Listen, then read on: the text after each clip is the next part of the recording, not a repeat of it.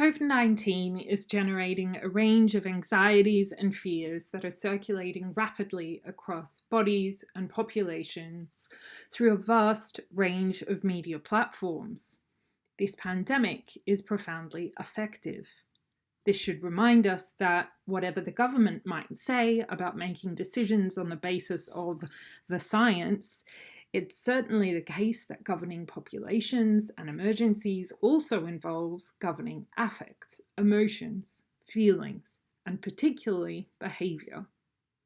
Changes or a lack of change in behaviour is our entry point to making sense of the flows of this pandemic. The UK government's policy response to the pandemic was initially shaped by the Behavioural Insights Team, or NUDGE unit. This unit, now independent of the UK government, aims to influence the everyday habits of populations rather than overtly impose controls or restrictions. These details are the terrain of and target for a range of political interventions. Now, the level of intervention here is the microscale. The NHS poster on this slide is an exemplar of this form of intervention. You might have seen this poster around the university campus before it was closed. As the pandemic rapidly evolves, we can now see a shift from the government's initial logic with a very recent, albeit very reluctant call to close restaurants, pubs, cafes, and entertainment venues. We're all going to spend a lot more time at home. Now, these interventions are fundamentally changing life under late capitalism. The response to the pandemic from the public has demonstrated just how pivotal the flows of people, commodities, and infrastructures are to capitalist economies. So this public health crisis is also an economic crisis. And this brings me to the essay question. For this particular theme, the essay question is as follows. Using examples from the literature, critically discuss how everyday life, for example, behaviour, emotions, feelings, is governed in times of crisis. I have included a small sample of relevant literature to respond to this question. By understanding how everyday life is governed in other crises, we can develop frameworks for thinking about and making sense of COVID-19.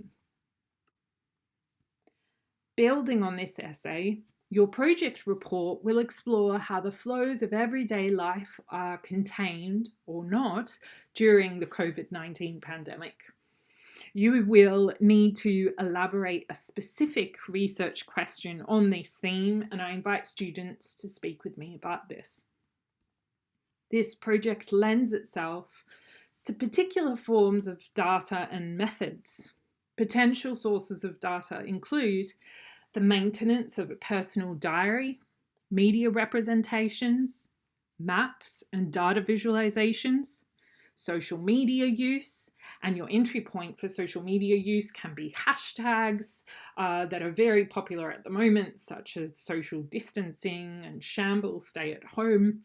And finally, policies are another form of data, and how these policies are effective or not is also an interesting entry point. Now, the potential methods include autoethnography, and by autoethnography I mean an examination of your own life in containment and how you were responding to government policies. Discourse analysis is another method, and this form of analysis allows us to understand the narratives, images, and ways of thinking that shape communication. And finally, visual analysis.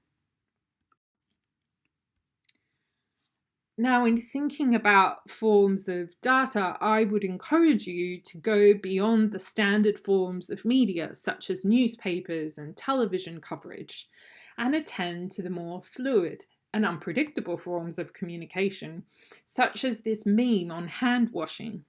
I imagine most of you would have encountered this meme by now. And this is my iteration of the meme with lyrics from Britney Spears.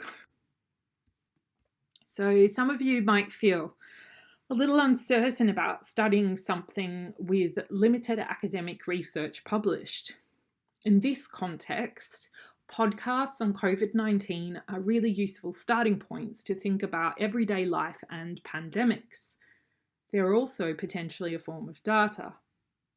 I've included 4 examples on this slide that do a good job of stitching together the everyday experiences of this pandemic with the more structural relations that shape political responses.